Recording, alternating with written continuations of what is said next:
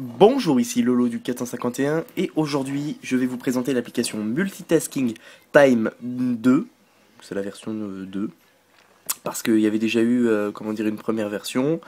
Je sais pas pourquoi ils ont fait une deuxième, mais en tout cas pour l'iOS 4 c'est la deuxième. Alors, tout ce que vous avez à faire, premièrement, c'est aller dans Cydia et on va télécharger l'application Multitasking Time 2. Je vais vous expliquer un petit peu ça consiste en quoi et comment l'obtenir. Alors tout simplement, vous ouvrez Cydia. Alors si vous avez ma source, vous pouvez le télécharger sur ma source. Si vous n'avez pas, vous pouvez installer ma source. Vous retrouverez le lien de mes deux sources dans la description de la vidéo. Moi tout simplement, aller dans ma source. Donc c'est la source numéro 1 il me semble. Parce qu'il y a deux sources. Et non, c'est pas la 1, alors c'est la 2. M. Voilà, c'est l'application Multitasking Time 2. Donc c'est la version 1.05. Vous faites installer, confirmer, c'est gratuit. Une fois que vous avez installé l'application, vous n'aurez pas d'icône sur le Springboard. Et là, Multitasking Time 2, c'est quoi? En fait, tout simplement, alors ça sert pas à grand chose, mais vous voyez, là vous avez votre barre de statut, ça c'est la statut bar de votre iPhone, iPod Touch ou iPad. Et en fait, tout simplement, quand vous ouvrez le multitasking, normalement votre barre de statut, elle disparaît, puisque ça lève l'écran. Et bien là, on peut voir que la barre, je vais juste baisser un petit peu la luminosité pour qu'on voie mieux. Et là, tout simplement, quand j'ouvre le multitasking, on peut voir que ma barre de statut est présente dans le multitasking. Donc on peut voir que j'ai mon réseau Wi-Fi, l'heure et ma batterie. Alors, vous n'aurez pas d'icône sur le Springboard, ça va se trouver dans les settings de l'appareil. Donc tout ce que vous avez à faire, c'est aller dans les réglages de votre iPhone ou iPod Touch. Vous descendez, vous cherchez Multitasking Time 2, qui se trouve ici. Vous cliquez sur Enable pour activer l'application. Normalement, elle sera déjà activée.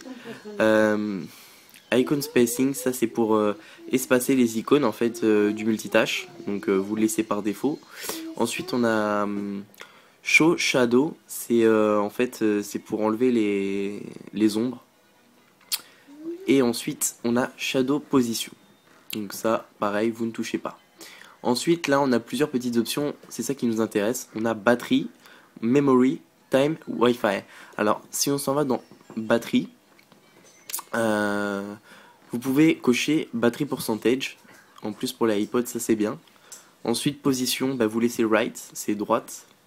Vous cliquez sur Enable. Et là, pourcentage position, vous laissez left, c'est gauche, ça sera à gauche du petit logo de la batterie. Ensuite, memory, ça c'est pour en fait la mémoire vive de votre appareil, pour si vous voulez voir la mémoire vive de votre appareil. Donc position, vous laissez centre.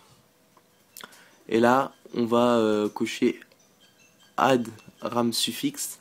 Et là, on va tout simplement cliquer sur free, parce que nous c'est la mémoire qui nous reste, qui nous intéresse. Donc on clique sur free.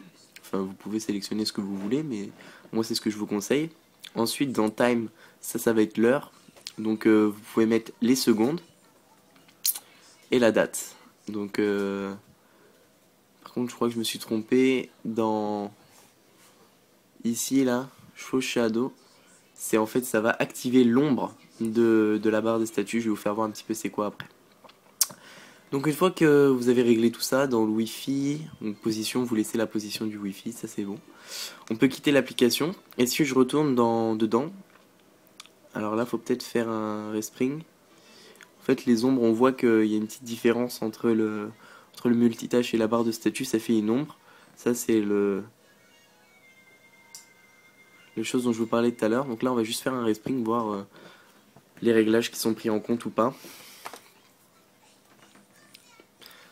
Donc en attendant que ça respring, vous pouvez visiter mon site internet pour ceux qui ne le connaissent toujours pas, jailbreakdevice.com. Vous retrouverez un lien également dans la description de la vidéo où il vous suffit tout simplement de taper jailbreakdevice.com dans n'importe quel moteur de recherche. Vous allez être redirigé vers mon site jailbreakdevice.com pour vous tenir informé de toute l'actualité en matière de jailbreak. Donc mon site internet jailbreakdevice.com. Vous retrouverez une page vidéo avec toutes mes vidéos de YouTube, une page firmware pour télécharger tous les firmware de vos iPhone, iPod Touch et iPad, une page téléchargement pour télécharger tous les logiciels de jailbreak dans toutes leurs versions et une partie tous au jailbreak et source Cydia. Tous au jailbreak, c'est quoi? C'est mon nouveau site internet que j'ai fait pour débuter facilement avec le jailbreak, donc je vous laisserai le découvrir pour ceux qui ne le connaissent toujours pas. Donc là, mon iPod il a fini de respringer, juste le redéverrouiller. Et si je retourne dans le multitâche, ben voilà, ça a pris toutes mes petites options, ça me les a activées. Donc je sais pas ce qu'il y a ce soir, on voit mal. Mais là on peut voir que j'ai la date, donc le 27/05/2011. J'ai l'heure avec les secondes dans ma statue bar du multitasking. On peut voir que j'ai toujours mon Wi-Fi et mon pourcentage de batterie qui est là. Je vais juste me mettre un petit peu plus loin pour qu'on voie mieux. Donc voilà, c'est ça, c'était tout simplement pour avoir la barre, le multitâche dans le multitasking d'Apple iOS 4. Donc pour ça, il faut jailbreaker au firmware 4.0 et plus. Donc moi, je suis sur le firmware 4.3.3, donc ça fonctionne à ce jour sur le firmware 4.3.3.